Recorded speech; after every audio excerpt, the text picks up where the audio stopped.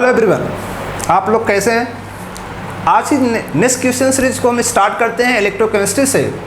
इस question series में काफ़ी इंपॉर्टेंट क्वेश्चंस हैं। उस क्वेश्चन के बेसिस पे आपको एग्जाम में क्वेश्चन भी मिलेंगे और आज उस क्वेश्चन को हम सॉल्व करने की ट्रिक को आपको देंगे। तो हम अपने क्वेश्चन सीरीज को स्टार्ट करते हैं क्वेश्चन नंबर फर्स्ट से। Question number first, question first कर रहा है cell reaction spontaneous when. Means आपका जो सेल रिएक्शन होता है वो स्पॉन्टेनियस कब कब होता है, ये कंडीशन पहले समझ लीजिएगा।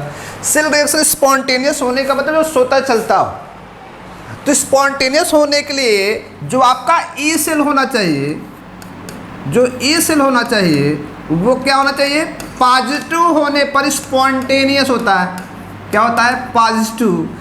और दूसरा होता है अगर ये ई सेल हमारा क्या हो जाए, नेगेटिव हो जाए, तो उसे हम क्या बोलते हैं, नॉन स्पॉन्टेनियस।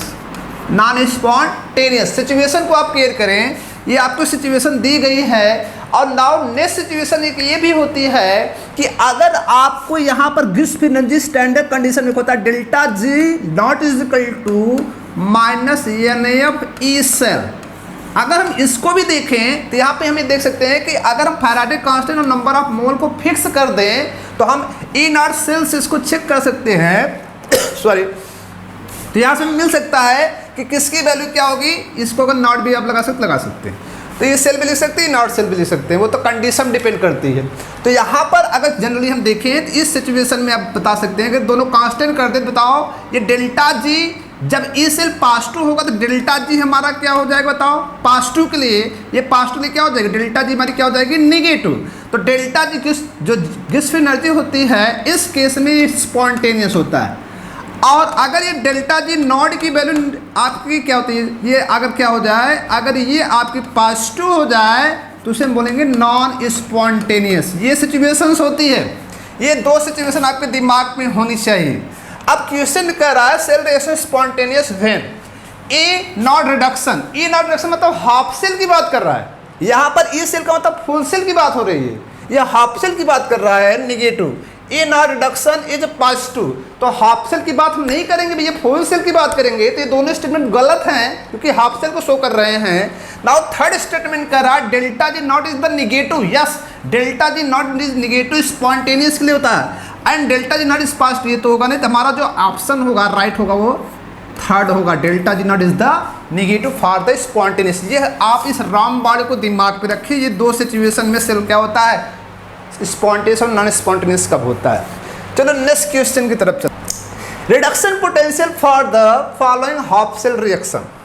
ये आपको हाफ सेल रिएक्शन दिया गया है। जेडीएन क्या हो रहा है, ऑक्सीडाइज हो रहा है इस सिचुएशन में। इसका जो रिडक्शन पोटेंशियल दिया गया है ये आपको दिया गया है, ये वैल्यू है। और दूसरा क्या है, आयरन किस में जा रहा है, फेरस में जा रहा है, उसका रिडक्शन दीजिए 0.44 वोल्ट दी। इलेक्ट्रॉन वोल्ट एक्चुअली होता है वैल्यू। अब आपसे पूछ जा रहा है the EMF for the cell reaction. अब इस रिएक्शन के लिए ये जो मैं रिएक्शन लिखा गया है, इस रिएक्शन के लिए हमें क्या पूछ रहा है, ईएमएफ पूछ रहा है। तो बताओ ईएमएफ का मतलब जनरली आपको मैं बता दूं, यहाँ पर जो ईएमएफ आप लिखेंगे, ईएमएफ का मतलब होता है E naught cathode minus E naught anode. तो यहाँ पे सिचुएशन देखिएगा, ये हमेशा क्लियर करिएगा कि ये जो बोले हमेशा किसमें हो, रिडक्शन पोटेंशियल में हो। रिडक्शन पोटेंशियल में होनी चाहिए। तो आप ये खुद देख पा रहे हैं कि यहाँ पर जो वैल्यू लिखी गई है दोनों रिडक्शन, जिंक रिड्यूस हो रहा है आज फेरस भी रिड्यूस हो रहा है। तो अगर में रिडक्शन पोटेंशियल मिला हुआ है तो सेल में चेक करो कि बताओ कैथोड का काम कौन करता है। कैथोड का काम वो करता है जिस पर क्या होता है, रिडक्शन होता है। रिडक्शन वाला कैथोड काम करता है। एनोड का काम कौन करता है, जिस पर क्या होता है, ऑक्सीडेशन होता है। तो आप खुद देख पा रहे हैं कि Fe2+ से Fe में जा रहा है। बोलो Fe++ से किस में जा रहा है, 2 इलेक्ट्रॉन गेन के किस में जा रहा है, Fe में जा रहा है। तो इसमें क्या हो रहा है, रिडक्शन हो रहा है। और आप देख पा रहे हैं इसमें जो नाउ नेक्स्ट आपको जिंक है, सॉरी ये जिंक है। जो जेडीएन आपका है, जिंक जो हो रहा है वह किस में जा रहा है, ऑक्सीडाइज हो रहा है। जेडीएन डबल+ में जा रहा है। अगर डबल+ में जा 2 इलेक्ट्रॉन लॉस कर रहा है तो इसका मतलब इसमें क्या हो रहा है, ऑक्सीडेशन हो रहा है। तो अब यहाँ पर ये हो रहा है कि इसका मतलब यहाँ पर ये जो फेरस है वो किसका काम कर रहा है, कैथोड का, और जिंक किसका काम कर रहा है, एनोड का। तो बताओ एफ ई डबल प्लस से एफ ए से कन्वर्ट होने पे जो पोटेंशियल में मिला कितना मिला है, बोलो कितना मिला है। ये वैल्यू ये माइनस में है, माइनस जो हमें मिल रही है माइनस, ये वैल्यू प्लस में यहाँ पर लिखी गई है। जब इसको देखो यहाँ पर हम माइनस लिखेंगे तो माइनस 0.44 किसमें है 0.44, एक्चुअली इसकी वैल्यू होती है माइनस 0.44 इलेक्ट्रॉन वोल्ट 44। फिर माइनस क्या है, एनोड वाला देख लें, जेडन किसमें जरा, जेडन का जब रिएक्शन होता है तो ये वैल्यू है, बताओ कितना है माइनस 0.76। इसको जब सॉल्व करोगे तो प्लस हो जाएगा, तो क्या होगा माइनस 0.44 प्लस हो जाएगा 0.76, जिसकी वैल्यू आप देखेंगे सॉल्व करेंगे तो वैल्यू कितनी आ जाएगी, तो इसका आंसर आ जाएगा प्लस 0.32 होगा इलेक्ट्रॉन वोल्ट।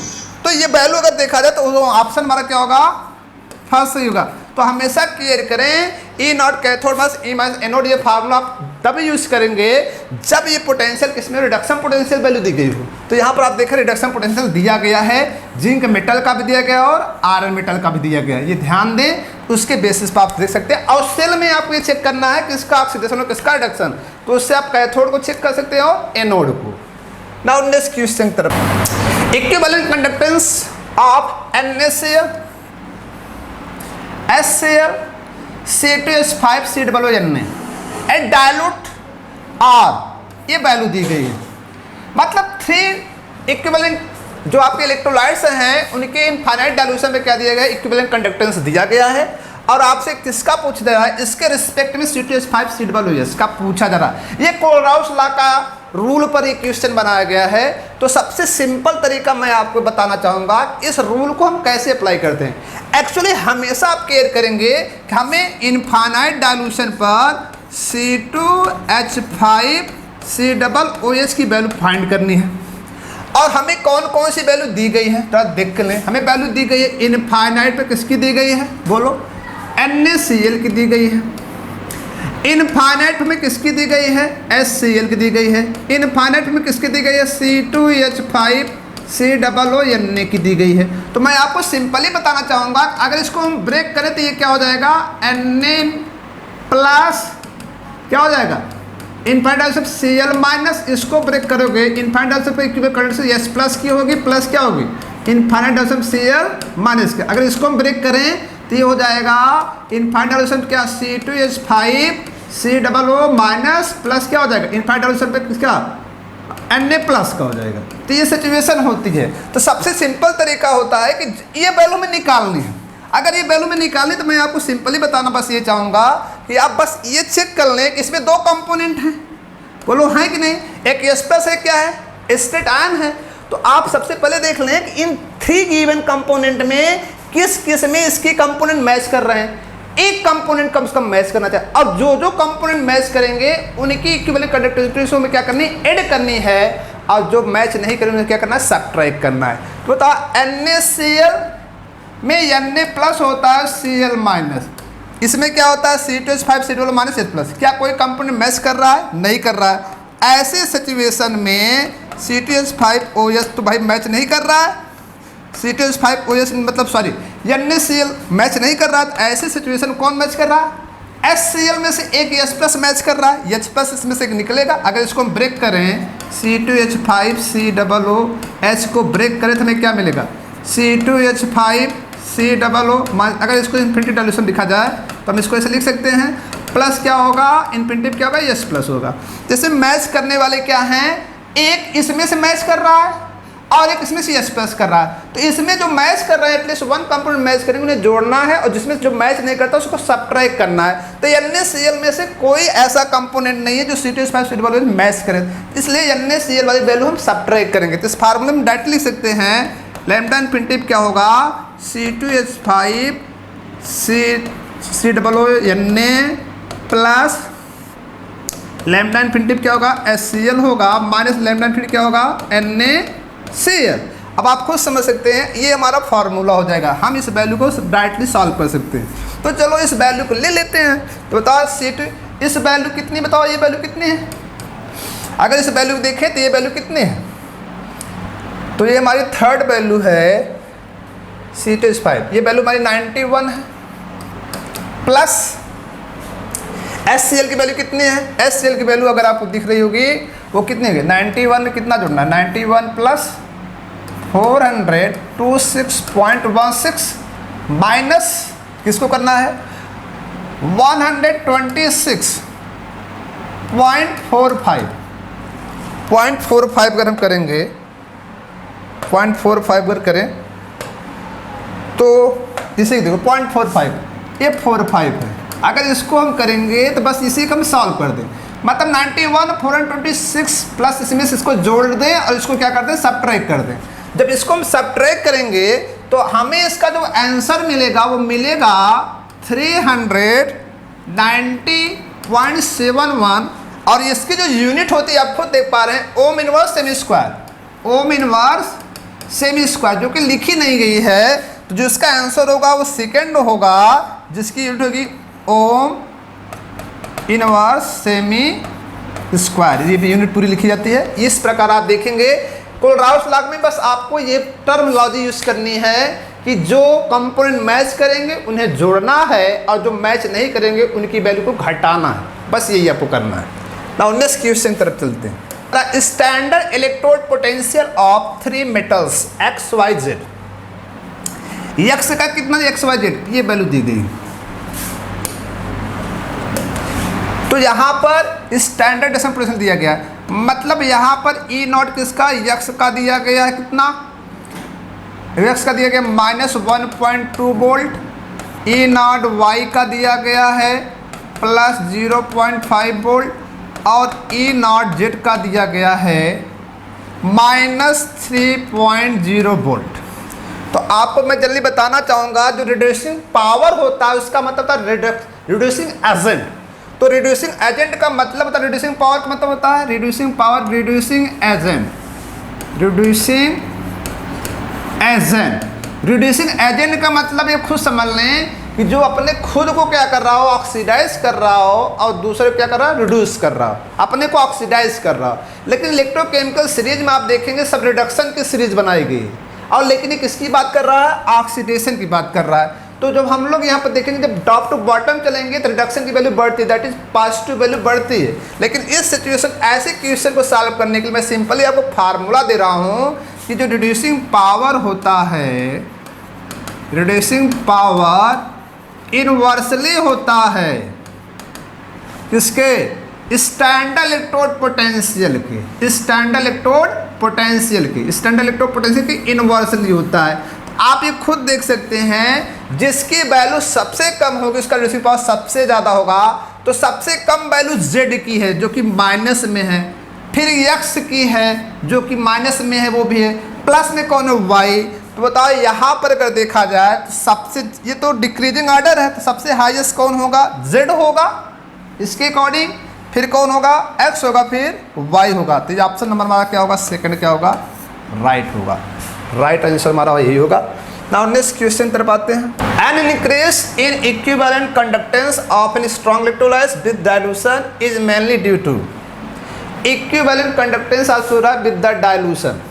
तो सिंपली वर्ड में आप ये समझ लें कि डाइल्यूशन, जो आपका स्ट्रॉन्ग इलेक्ट्रोलाइट होता है उसको तो एक बार डिजॉल्व कर दोगे तो 100% क्या होगा? डिसोसिएट हो गया। लेकिन हमें पता है कंडक्टिविटी पाने के लिए हमें आयन में मोबिलिटी चाहिए, आयन में मोबिलिटी। अरे भाई जितना ज़्यादा क्षेत्र आपको मिलेगा उतना घूमेंगे, उतना ज़्यादा घूमेंगे, और जितना आयन ज़्यादा घूमता है, और वो जब घूमता है तो वही क्या होता है? कोई इलेक्ट्रोड एनोड की तरफ घूमता है, कोई कैथोड की तरफ घूमता है। तो मोबिलिटी हमें पानी है, जितनी ज़्यादा मोबिलिटी होगी उतनी ज़्यादा कंडक्टिविटी, मतलब कंडक्टिविटी 2 फैक्टर पर डिपेंड ही करती है। किस पे करती है? नंबर ऑफ आयंस पर डिपेंड करती है और मोबिलिटी डिपेंड करती है। लेकिन जब डाइल्यूशन को हम बढ़ा रहे हैं, मतलब जब स्ट्रॉन्ग इलेक्ट्रोलाइट्स है जो कि 1 लीटर में अगर उसमें 100 आयंस थे, अगर उसको हम 2 लीटर वाटर मिला दें तो 100 ही आयन होंगे। बोलो आयंस तो वही होंगे। इसमें कितने लीटर थे? 1 लीटर था। जब इसको हम 2 लीटर कर दें तो आयन कितने हुए? 100 हुए। लेकिन इसकी मोबिलिटी बढ़ गई कि नहीं? तो केवल मोबिलिटी बढ़ रही है, आयन भी बढ़ रहे हैं डाइल्यूशन बढ़ाने पर। तो बताओ, ये तो आयन 100 होंगे लेकिन क्षेत्र बढ़ जाएगा, घूमने फिरने का एरिया तो बढ़ जाएगा। तो यहाँ पे सिचुएशन क्या होती है स्ट्रॉन्ग इलेक्ट्रोलाइट्स केस में कि increase ionic mobility of ions. पहला ऑप्शन दिया है 100% आयनाइज ऑफ इलेक्ट्रोलाइट्स एट भाई 100% वो तो बात ही नहीं है। इंक्रीज नंबर ऑफ आयन, अरे कहाँ नंबर ऑफ आयन दोनों में 100 ही है। नेक्स्ट करा increase number of ion in mobility, no ion mobility कहाँ बढ़ रही, केवल एक फैक्टर काम करेगा, वो ऑप्शन आपका होगा ए, राइट होगा increase ionic mobility. Now next question, reduction silver ion with copper metal the standard cell potential was found to B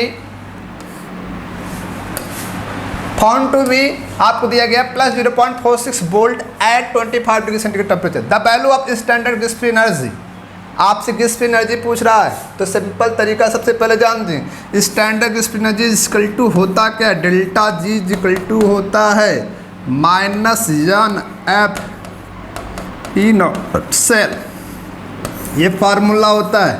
F मतलब फैराडे कांस्टेंट जिसकी वैल्यू सभी जानते हैं 96,500 कूलम, 96,500 कूलम।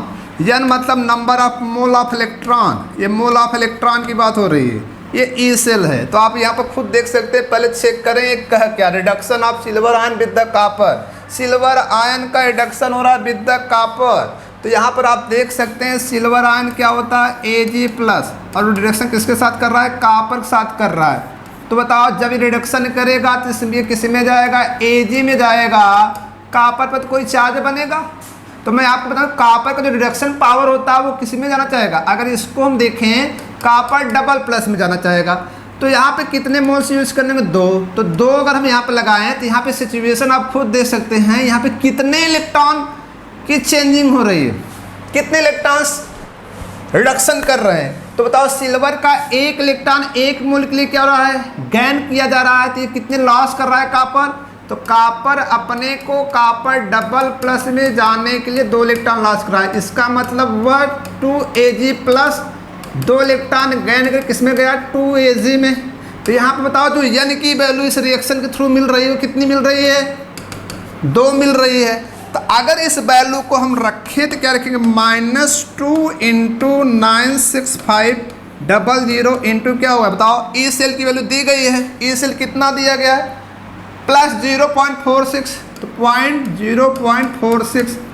अब इसको मल्टीप्लाई करो, जब इसको मल्टीप्लाई किया जाएगा तो मिलेगा क्या, तो जब इसको मल्टीप्लाई करते हैं तो ये वैल्यू आपको मिल जाती है -89। आप इसको सॉल्व करेंगे तो 89 समथिंग आपको ये वैल्यू, अगर पहले तो जूल में आएगी लेकिन ये किलो जूल में 0.0 किलो जूल, इसको आप सॉल्व करेंगे तो ये वैल्यू पहले किस में आएगी, जूल में आएगी, फिर उस जूल वैल्यू हम किस में बदल देंगे, किलो जूल में कन्वर्ट करेंगे। तो ये आप यहाँ पर देखेंगे तो ये वैल्यू हमें जूल में ज़्यादा मिलेगी। तो ये किलो जूल में जो वैल्यू आपको दी गई है वो ऑप्शन आपका कौन सही दे रहा है, ऑप्शन नंबर ए होगा। किसमें होगा, ए होगा। ये वैल्यू जूल में है, इसको आप चेंज कर लें किलो जूल में, तो समथिंग आपको -89880 समथिंग आती है जूल। जब इसको हम सॉल्व करेंगे तो -89.8 समथिंग हो जाती है किलो जूल। तो इसको आप सॉल्व करके देखेंगे तो आपको ये मिल जाएगा। Now next question, 4.5 gram of aluminium is deposited at cathode from aluminium ion solution by a volume of hydrogen produced at STP from H+ ion in solution by the same quantity of electricity charge will be। Means यहाँ पर ये जो question बना हुआ है कि aluminium deposit हो रहा कितना, ये। अब यहाँ पर आप समझ लीजिएगा कि जब सेम इलेक्ट्रिसिटी अप्लाई की जा रही है, एक एल्युमिनियम की बात हो रहा है, एक हाइड्रोजन की बात हो रहा है। अब उससे आपसे पूछा गया STP पर आपसे पूछा जा रहा है वैल्यू। तो सबसे पहले आप ये ध्यान दें कि यहाँ 2 सेल के रिस्पेक्ट में बात हो रही है। तो यहाँ पे फैराडे का सेकेंड लॉ लगेगा जिसमें आपने पढ़ा होगा W। यहाँ पे हम लिख सकते हैं, फर्स्ट में लिख रहा हूँ W aluminium upon equivalent weight aluminium is equal to W लिख सकते हैं हाइड्रोजन अपॉन W किसका लिख सकते हैं, हाइड्रोजन का। तो यहाँ पर सॉरी इसको हम लिखेंगे E लिखेंगे, इक्विवेलेंट वेट हाइड्रोजन। तो सबसे पहले तो हम लोग इक्विवेलेंट वेट निकालते हैं। इक्विवेलेंट वेट का मतलब क्या होता है बताओ? Molecular weight upon valency. तो मॉलिक्यूलर वेट अपॉन वैलेंसी की अगर बात करें तो एल्युमिनियम के पास 3 वैलेंसी होता है, जिसका मॉलिक्यूलर वेट एल्युमिनियम कितना होता है 27 अपॉन 3 वैलेंसी 3 कितना मिलेगा 9। बताओ ई एल्युमिनियम 3+ का हमें कितने मिल गया 9। हाइड्रोजन का क्या होता है आप खुद समझ सकते हैं। तो हाइड्रोजन के लिए अगर हम प्रश्न करेंगे तो हाइड्रोजन का मॉलिक्यूलर मास 1 होता है, वैलेंसी भी 1 होती है। तो बताइए इक्विवेलेंट हाइड्रोजन का भी कितना होगा नॉर्मली 1। तो यहाँ पर अगर इस फार्मूले में हम पुट करें तो हमें ये चीज़ मिल रही है कि W, ये W हमें किसका मिल रहा है? एल्युमिनियम कितना मिला 4.5 ग्राम। लेकिन हमें W निकालना, तो देखते हैं 4.5 ग्राम एल्युमिनियम अपॉन इसकी इक्विवेलेंट वेट कितना 9 इजिकल टू, हाइड्रोजन का कहीं W नहीं है लेकिन इक्विवेलेंट वेट है, तो हम इसका लिख सकते हैं W अपॉन 1। अब इसको अगर हम लोग सॉल्व कर लिख सकते हैं W इक्वल टू सॉल्व करते कितना हो जाएगा? तो ये हो जाएगा 4.5 अपॉन 9, इसको सॉल्व करेंगे 0.5 ग्राम। तो यहाँ पर हमें मिल रहा है जो हमें हाइड्रोजन का W मिला वो कितना मिला 0.5 ग्राम।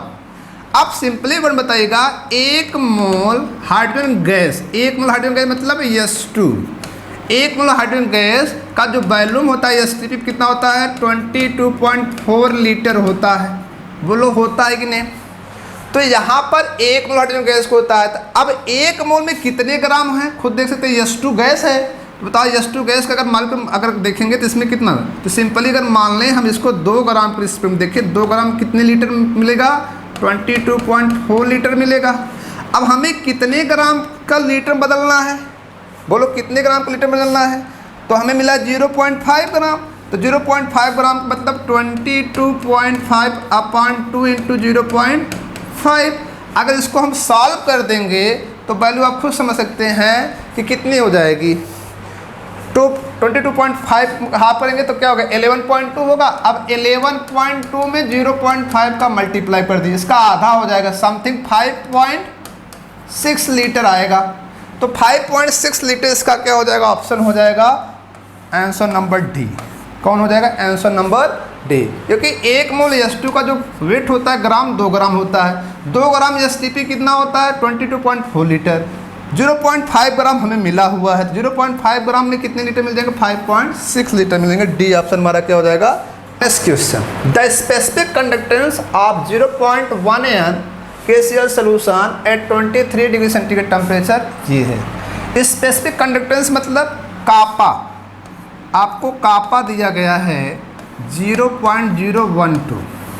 फिर बोल रहा है the resistance of cell containing solution at same temperature was found R. Resistance आपको दिया आर कितना 55 ओम।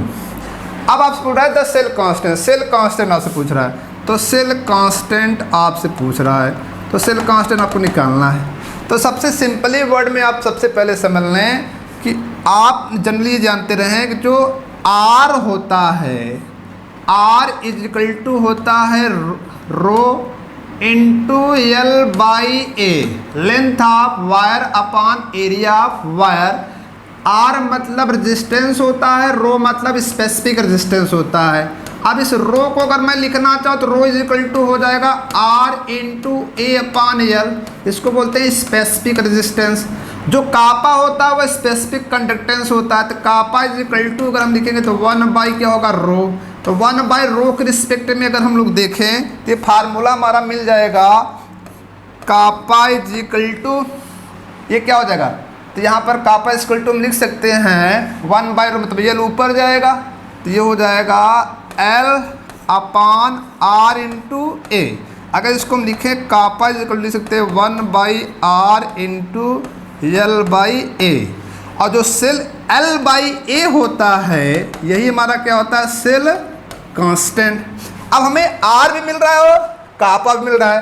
तो अब बताओ इस वैल्यू को हम निकाल सकते हैं। बताओ यहाँ पर हम लिख सकते हैं L by A is equal to, बोलो क्या लिख सकते बताओ कापा इंटू आर। कापा कितना दिया गया खुद देख सकते हैं 0.012 रो, आर कितना दिया 55। इसको चलो मल्टीप्लाई करो, कितना आ जाएगा आंसर, 55 में से मल्टीप्लाई करोगे तो यह हो जाएगा आपका 110, 0 11, ये हो जाएगा आपका 6, ये 6 समथिंग आपको वैल्यू मिल जाएगी 0.660, ये वैल्यू आपको मिल जाएगी 0.66। और आप जानते हैं सेल कांस्टेंट की जो यूनिट होती है L/A में क्या होती है, सेमी इनवर्स, ये हो जाएगा सेमी इनवर्स। तो आप मैच करा लें, इसमें कौन सी वैल्यू हो जाएगी, बी ऑप्शन आपका क्या हो जाएगा, राइट हो जाएगा।